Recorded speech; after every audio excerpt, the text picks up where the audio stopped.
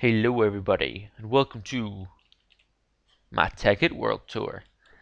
So, recently I have been playing on Tekkit, and for those who do not know, Tekkit is pretty much a mod pack that consists of about 5 or 6, probably a bit more than that, 5 or 6 Minecraft mods, and it's an easy download process. You just pretty much click a button and it downloads them all for you and installs them all for you. So it's great. And I've recently got really obsessed with it, and I went ahead and created my own legit world for it, or vanilla. It's not really vanilla. It is legit is the best word to use there because it's legit. I haven't cheated or anything. It's not vanilla Minecraft, obviously. But I kind of got a bit carried away because I sort of just wanted to do it one day because I was a little bit bored, but I actually got quite into it and I went quite far with it. And as you can see, this is my little house here. It's not a huge house, but there's a lot to it. So it's bigger than it looks, definitely.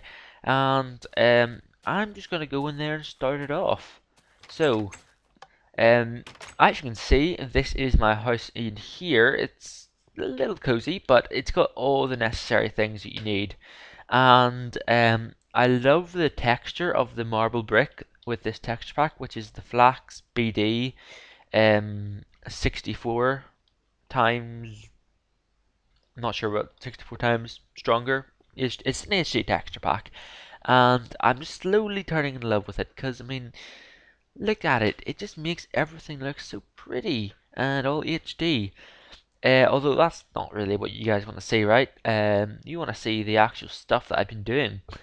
So sort of this system here is my very basic sorting machine. It's not really a sorting machine. It's more of an auto smelt machine. That would be a better word for it. And it started off with just a macerator and a furnace pumping tools into a chest. Although now it's expanded to have 2 macerators and an induction furnace that will uh, use 2 items up at once. So I've got a couple of items left that I need to smelt. So I'll give you an example right here.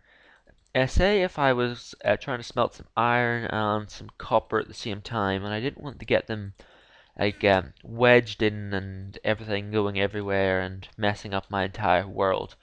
Well, I could put one in this macerator and the other in this macerator, and you'll see, I know you all probably know what's going to happen here, but for the people who don't, you'll see that the iron will, once it's done, and I've got overclockers in both of these by the way, once the iron is done and once the macerator is done, or the copper is done, sorry, they will both pump up here, and the iron pipes stop them from going ways that I don't want them to go, so they're forced to go down this path, and then they'll both get put into my induction furnace, which I'm keeping nice and warm using this torch here, so it's always at full capacity, and that very quickly smelts them. And this is a perfect example here because you'll see that they're together, and look what happens.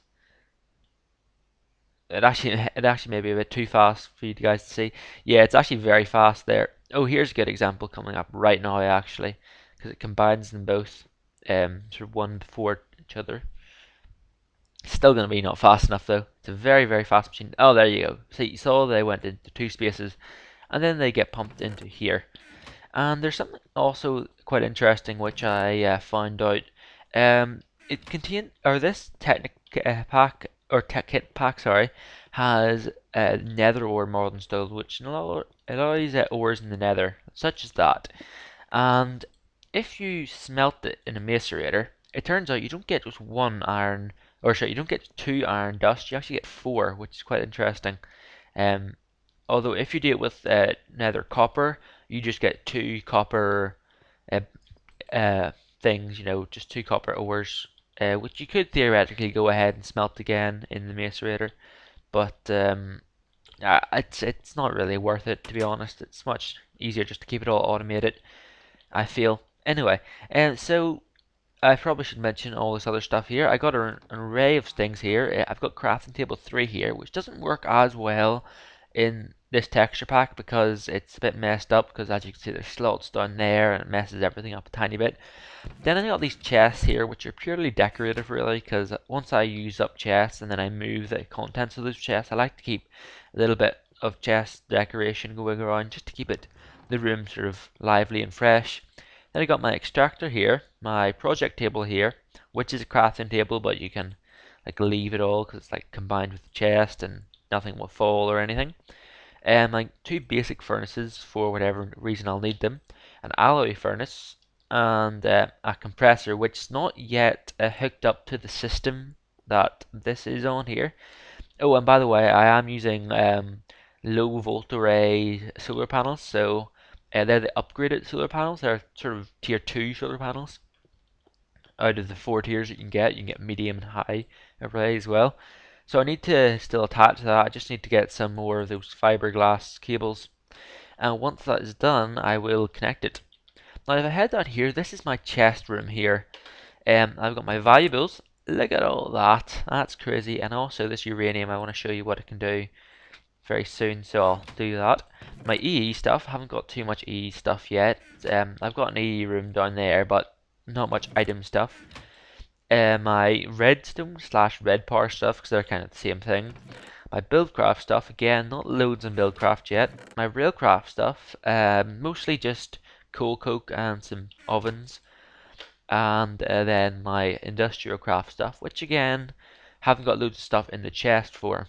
Then I got my wooden stuff, my vanilla resources, my basic blocks, my fancy blocks, my food and natural resources, and my other, which I've found nothing to go in there yet. Now, if I head over here, I know this room's not, or this hallway's not quite finished yet, but it will be soon. Um, in here's my EE room. It is a bit of a walk away, but it's worth it in the end.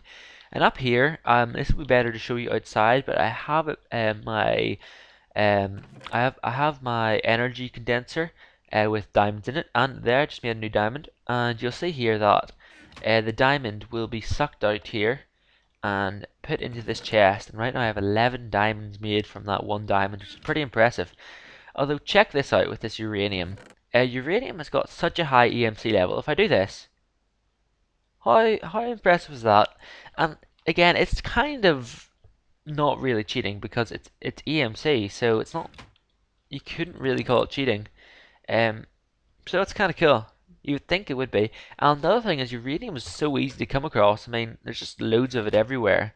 Um, I mean, it's not as spaced out as diamond, but it can spawn at any level. So I think that's what makes it quite common. Although that is kind of everything in the hall in itself, or in my house as such. Although I want to show you some of the stuff outside. I haven't got loads, but I've got a little bit of stuff.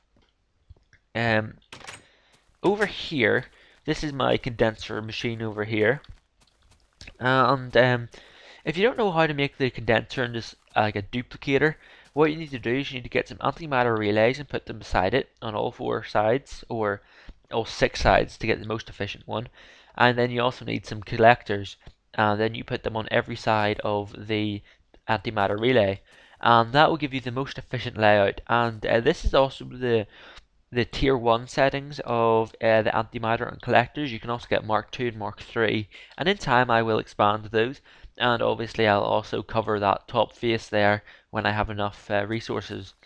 And these solar panels are just really to get some energy into red power, which I have stuff there for the pneumatic tubes and everything, but it's not too bad.